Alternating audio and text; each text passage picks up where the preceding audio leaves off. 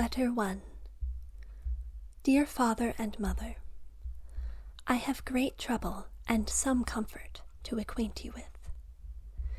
The trouble is that my good lady died of the illness I mentioned to you, and left us all much grieved for the loss of her, for she was a dear, good lady, and kind to all us, her servants.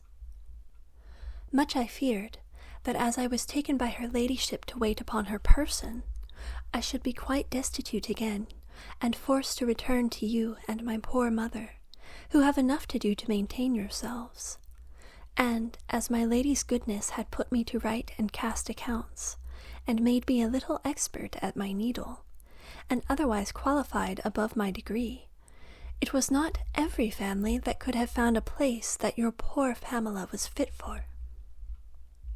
But God, whose graciousness to us we have so often experienced at a pinch, put it into my good lady's heart on her deathbed, just an hour before she expired, to recommend to my young master all her servants, one by one, and when it came to my turn to be recommended, for I was sobbing and crying at her pillow, she could only say, "My dear son," and so broke off a little, and then recovering, "Remember my poor Pamela."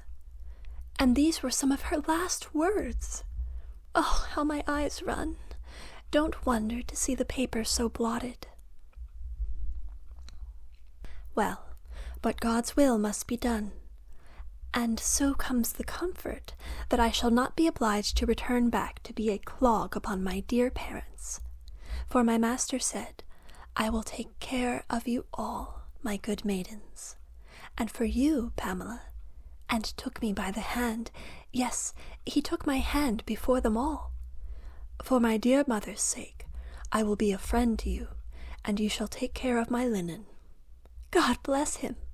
And pray with me, my dear father and mother, for a blessing upon him, for he has given mourning and a year's wages to all my lady's servants, and I having no wages as yet, my lady having said she should do for me as I deserved, ordered the housekeeper to give me mourning with the rest, and gave me, with his own hand, 4 golden guineas, and some silver, which were in my old lady's pocket when she died, and said, if I was a good girl, and faithful and diligent, he would be a friend to me for his mother's sake.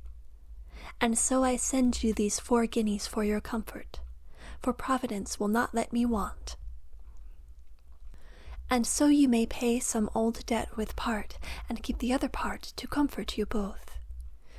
If I get more, I am sure it is my duty, and it shall be my care, to love and cherish you both, for you have loved and cherished me when I could do nothing for myself. I send them by John, our footman, who goes your way, but he does not know what he carries, because I seal them up in one of the little pill boxes, which my lady had wrapped close in paper, that they mayn't chink. And be sure don't open it before him. I know, dear father and mother, I must give you both grief and pleasure, and so I will only say, pray for your Pamela, who will ever be your most dutiful daughter. I have been scared out of my senses, for just now, as I was folding up this letter in my late lady's dressing-room, in comes my young master. Good sirs, how was I frightened! I went to hide the letter in my bosom, and he, seeing me tremble, said, smiling, "To whom have you been writing, Pamela?" I said, in my confusion, "Pray your honour forgive me, only to my father and mother." He said, "Well then, let me see how you are come on in your writing." Oh, how ashamed I was! He took it, without saying more, and read it, quite through, and then gave it me again. And I said, "Pray your honour forgive me, yet I know not for what."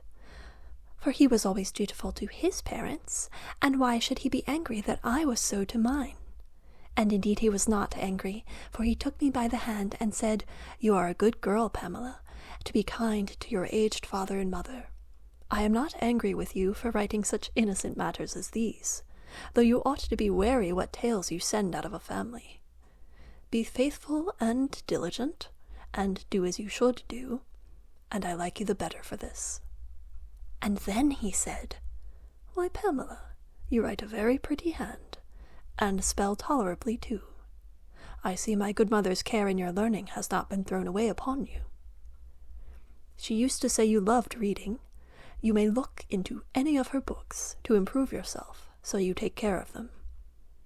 To be sure, I did nothing but curtsy and cry, and was all in confusion at his goodness.